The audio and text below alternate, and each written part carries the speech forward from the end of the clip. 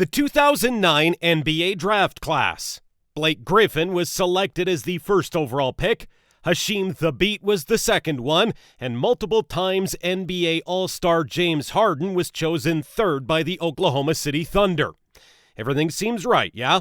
Blake Griffin was the best big man out of that draft class. James Harden is a superstar and an elite scorer, and only Hasheem Thabeet turned out to be a bust. Yet he is incomparable to the likes of Adam Morrison, Darko Milicic, and others.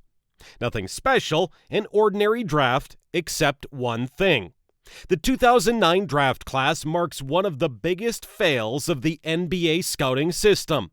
That failure is the man drafted number 7 overall, Golden State Warriors superstar Steph Curry. This player needs no introduction. He's a future Hall of Famer and one of the most impactful basketball players ever. Back in my NBA players and analysts who doubted Steph Curry video, we have already talked about the wave of doubt Steph Curry experienced prior to the draft. Today, we will analyze what exactly went wrong and the reasons why almost all the league's scouts failed to see Curry's true potential. But before we start this discussion, keep in mind that every team has blunders like this, but you'd have to be kicking yourself if you passed on this man. Also, I would really like to hear your opinion, as I'm very curious what you, my dear subscribers, Golden State Warriors fans, and just passing by viewers think about the Dubs' potential next season. Now grab some snacks, get yourself comfortable, and enjoy this video. But before that, smash that like button, subscribe to the channel if you haven't done so already, and hit that notification bell to get updates on our latest NBA content. Also, feel free to leave in a comment section what else you'd like to see from our videos. Let's keep rolling.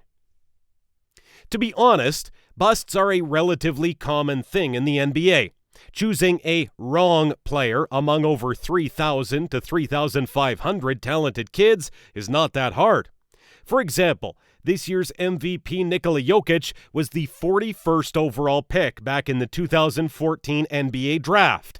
And that's just crazy to think about now. Now, let's take a look back and try to break down everything that led to scouts missing out on Steph Curry. Number 1. Size and lack of exposure. Curry only played point guard for 1 year in college, but his size forced him to do so in the NBA. He's developed into a brilliant distributor, but there wasn't a lot of game tape of him doing it against top competition back in the pre-draft period. Number 2. Stefan's school. Curry attended Davidson University, a small school that isn't known for producing NBA players. While this is a naive way of looking at things, NBA teams value pedigree when drafting players. This also meant that he didn't encounter the same level of competition on a consistent basis as many other players in the draft, who either played for superior basketball schools or, in the case of Rubio and Jennings, played professionally overseas. Number 3. The Timberwolves scouts' mistake. The Timberwolves decided to draft 2 point guards, one of whom did not plan to come to the NBA for at least 2 years, and the other of whom was Johnny Flynn, who was smaller than Steph, had never shown any notable shooting skills, and was not notably effective as a college basketball player for reasons that remain unclear to all involved, including David Kahn. Actually, the Minnesota Timberwolves is a franchise that is known for its questionable decisions. However, they seem to have finally found their future in Karl Anthony Towns, D'Angelo Russell, and Anthony Edwards. But much of this hinges on Edwards' development. Number 4. Teams were not ready to take risks. Several players chosen ahead of him turned out to be true superstars in far more conventional and thus predictable manner. Blake Griffin and James Harden, who were drafted ahead of him, both turned out to be superstars in the ways that the teams that drafted them expected. Blake as a freak athlete who could get to the basket and dunk on anyone, and Harden as an efficient offensive player who could both score and distribute effectively as a secondary ball handler.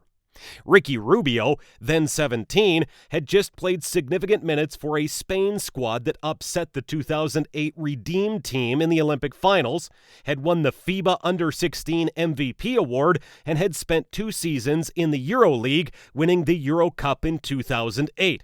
Due to his wingspan and advanced understanding of the game, Rubio was also touted as a historic passer and high-level defender, both of which turned out to be correct. While there is a case to be made that Steph should have been chosen over Rubio, it's a difficult one to make, considering Rubio's high degree of accomplishment at that moment. Hasheem Thabeet, a 7'3" giant who had just played in the Final Four for UConn, Tyreke Evans, a 6'6" combo guard shortlisted for NCAA Player of the Year, and Johnny Flynn were the other 3 players drafted ahead of him. Thabeet felt like an apparent bust to many fans because most of his college game consisted of him being taller than his opponents, which fades away significantly in the NBA if it isn't accompanied by talent or agility. Number 5.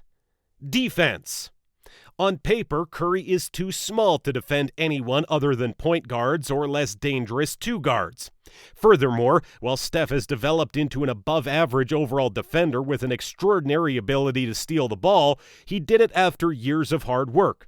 When players without obvious defensive tools, such as explosive athleticism or huge wingspans, aren't starting from a high baseline, it's rare for them to develop into good defenders, and it often takes so long that the team that drafts them doesn't reap the benefits.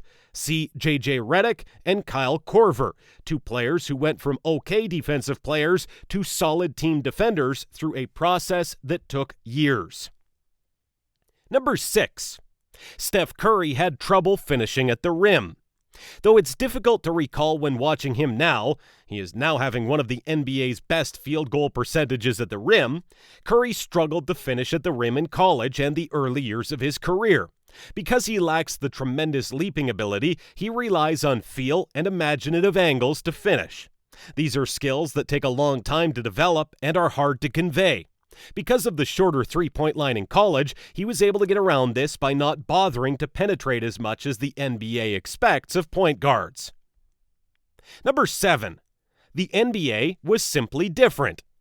3-point shooting was his most well-known skill, and it was the only one that many believed would translate to the NBA. A 3-point specialist is valuable, but back in 2009, it was not seen worthy of a first-round pick. Drafting Curry even as the 7th overall pick was a risk. Imagine if he turned out to be just a decent offensive point guard who could consistently hit 3-pointers. While he is a valuable NBA player, it didn't seem like a wise use of a first-round choice. Number 8.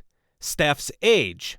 Curry was older than his counterparts in the draft. While age is often a factor in determining where players should be drafted when comparing players in the draft, if a team values current skill level equally among options, they will almost always favor youth, as younger players are demonstrably more likely to improve and add skills to their game than older ones. To be honest with you, there are a lot of factors that made picking Curry 7th at least a bit reasonable. We tend to forget that the scouting process is far more complex than it seems, and it is always easier to look at draft lists from the modern perspective. Yet I don't think anyone would be surprised if I say that the Minnesota Timberwolves were the biggest losers of that draft. Picking one point guard over Steph Curry, Ricky Rubio to be exact, really did make some sense, as I have previously mentioned. However, picking Johnny Flynn as the 2nd point guard in the same draft seems like a very questionable decision from the Minnesota Timberwolves front office. They could have easily built a dynasty if only they picked Stephen Curry. But it would be a whole different story for the legend named Steph Curry and the league in general.